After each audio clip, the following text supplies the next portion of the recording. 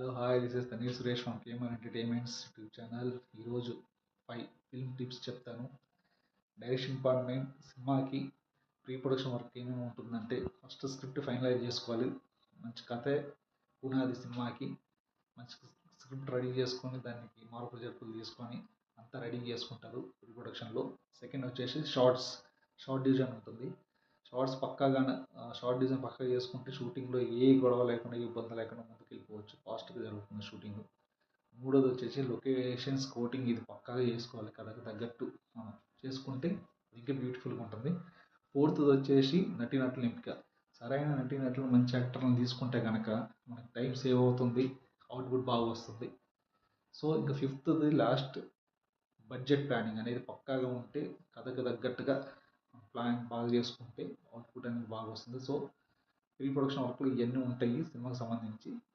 Thank you.